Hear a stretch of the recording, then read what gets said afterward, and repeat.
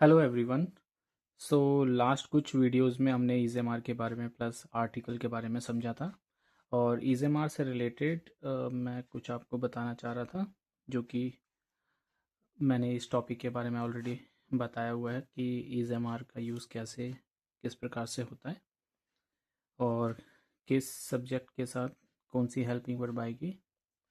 तो हम इससे आगे जाएंगे। ये सेंटेंसेस हम पहले कर चुके हैं। सो इसी से रिलेटेड कुछ जो इम्पोर्टेंट चीज़ें हैं वो मैं आपको बताना चाहूँगा। और ये एक्सरसाइज हमने पहले की हुई है। मतलब कुछ इसी प्रकार के सेंटेंसेस हमने किए हुए हैं और ये कुछ वोकेबलरी है जो कि आप नोट डाउन कर सकते हैं और साथ ही इसकी प्रैक्टिस भी कर सकते हैं। सो यहाँ पर एक सेंटेंस लेते हैं, मैं युवा और स्वस्थ हूँ। I am young and healthy. यहाँ पर सब्जेक्ट मैं यानी आई के साथ एम लगता है। युवा और स्वस्थ, यंग एंड हेल्दी।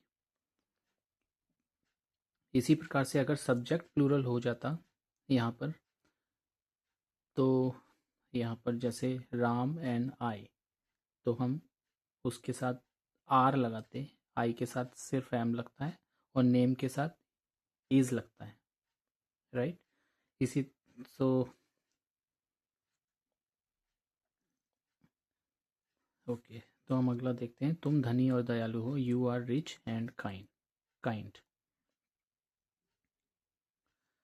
और यहाँ पर एक सेंटेंस देखते हैं, बच्चे खुश हैं। The children are happy. तो मैंने बताया था कि जो बच्चे खुश हैं वही कुछ निश्चित बच्चों के बारे में बात हो रही है, तो इसीलिए दा लगा यहाँ पर। और घोड़े अच्छे हैं यानी horses are good. Horses plural है। और चिल्ड्रन, यहाँ पर अगर चाइल्ड होता तो द चाइल्ड इज आता, क्योंकि चाइल्ड एक बच्चे के लिए लगता है।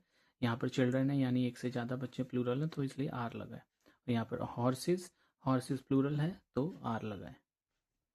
अगला देखते हैं आप, ये कुछ वोकेबलरी हैं, ये यहाँ पर आप प्रैक्टिस के लिए देख सकते हैं। आगे यहाँ पर आते हैं, ये कुछ सेंटेंसेस हैं जो कि आप प्रैक्टिस कर सकते हैं। मैं एक विद्यार्थी हूँ, आई एम अ स्टूडेंट। तुम एक सिंगर हो।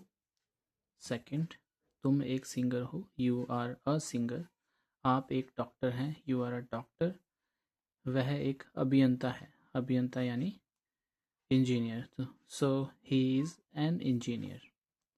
इसी प्रकार से हम देखते हैं यहाँ पर, वे लोग शिक्षक हैं। वे लोग यानी एक से ज़्यादा लोग हैं, तो दे आर टीचर्स। यहाँ पर टीचर्स प्लूरल इसलिए है क्योंकि वे कई सारे टीचर्स हैं, राइट, एक से ज़्यादा है, तो इसीलिए टीचर्स हमने एस लगा के इसको प्लूरल किया है। सो यहाँ पर कुछ सेंटेंसेस हैं, प्रैक्टिस के लिए आप देख सकते हैं। आगे आते हैं हम, negative sentences. So negative sentence में हेल्पिंग वर्ब के बाद नॉट आएगा, तो हम देखेंगे कि मैं बुरा नहीं हूँ, आई एम नॉट बैड। तुम चालाक नहीं हो, यू आर नॉट क्लेवर। हम लोग पागल नहीं थे। यहाँ पर सॉरी, यहाँ पर हम लोग पागल नहीं हैं, वी आर नॉट मैड। सो इसी प्रकार के कुछ सेंटेंसेस हैं। अब यहाँ पर देखते हैं, राम और रवि उपस्थित नहीं है। राम एंड रवि दो सिंगुलर नाउन एंड से जुड़े हुए हैं, राइट, तो हम इसको प्लूरल फॉर्म लगाएंगे। यहाँ पर हेल्पिंग वर्ब आर आएगा, आर नॉट प्रेजेंट। ऑलराइट, अब हम यहाँ पर सेंटेंसेस आप नोट डाउन कर सकते हैं वीडियो पॉज करके। काफ़ी सारी एक्सरसाइज दी गई है, काफ़ी अच्छी बुक है ये। और अब हम अगले सेंटेंसेस पे आते हैं, जो कि इंटेरोगेटिव सेंटेंसेस। इंटेरोगेटिव में मैंने आपको बताया था प्रश्नवाचक। अगर इस जैसे वाक्य में सबसे पहले क्या आ जाता है तो हम हेल्पिंग वर्ब को आगे कर देंगे। तो इसी प्रकार से, क्या मैं अंधा हूँ, एम आई ब्लाइंड। क्या हम लोग गरीब हैं, आर वी पुअर। इसी तरीके से आप देख सकते हैं कि यहाँ पर सभी में हेल्पिंग वर्ब आगे आई हुई है। हम अगले पे आते हैं, एक्सरसाइज नंबर 5। क्या मैं दोषी हूँ, एम आई गिल्टी। अगर ऐसे आ जाए कि क्या मैं दोषी नहीं हूँ, am I not guilty, right. और गिल्टी को हम फॉल्टी भी बोल सकते हैं, तो यहाँ पर गिल्टी एंड फॉल्टी दिया हुआ। अगले पे आते हैं, एक्सरसाइज नंबर 6। क्या आप एक डॉक्टर हैं? Are you a doctor? नहीं, मैं डॉक्टर नहीं हूँ। No, I am not a doctor. Alright, so you can take down all these vocabularies. It's gonna be very very important, right? अगला, अब हम यहाँ पर आते हैं। यहाँ पर अब हम इसको देखते हैं थोड़ा। अब हम ऐसे वाक्यों पर भी विचार करें। अब हम ऐसे वाक्यों पर विचार करें जिनके अंत में होता है, रहता है, लगता है इत्यादि रहते हैं। ऐसे वाक्यों में जब किसी का स्वभाव सूचित हो या उसकी, तब उनकी अंग्रेजी इज एम आर से बनेगी। जैसे दूध उजला होता है, राइट। मिल्क इज वाइट, यानी दूध सफ़ेद होता है। दूध मीठा होता है, मिल्क इज स्वीट, यानी जो चीज़, जैसे चीनी मीठी होती है तो चीनी का स्वभाव है कि वो मीठी ही होगी, राइट। इसी तरीके से अगर हम बात करें बर्फ़ ठंडी होती है तो हम उसको इज एम आर से बनाएंगे। ऐसे सेंटेंस जो कि जैसा होता है हम उसी के गुण बताएं, उसी की क्वालिटी बताएं जो कि बदलती नहीं है, तो हम उसमें होता है होती है से ऐसे सेंटेंसेस बनाते हैं, रहता है रहती है से बनाते हैं। जैसे चीनी मीठी लगती है, शुगर इज स्वीट, राइट। आदमी मरणशील होता है, यानी एक ना एक दिन मृत्यु जरूर होती है, तो मैन इज मॉर्टल। शिक्षक दयालु होते हैं, टीचर्स आर काइंड, ठीक है। बच्चे नटखट होते हैं, चिल्ड्रन आर नॉटी। सूर्य गर्म रहता है, द सन इज हॉट। यहाँ पर द सन, यहाँ पर द मून, द सन एक ही होते हैं, इसीलिए हम दा लगाएंगे। सिंह बहादुर होता है, यानी शेर, the lion is brave, right. यहाँ पर milk, sugar etcetera uncountable nouns हैं, अतः सामान्य अर्थ में इनके पहले द का प्रयोग नहीं होता। यहाँ टीचर्स और चिल्ड्रन के पहले भी द का प्रयोग नहीं होगा, क्योंकि जब प्लूरल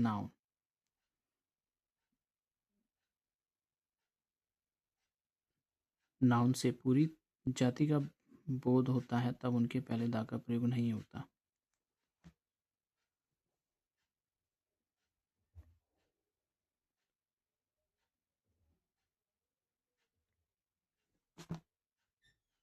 तो हमने देखा कि हमने टीचर्स के पहले दा नहीं लगाया, राइट।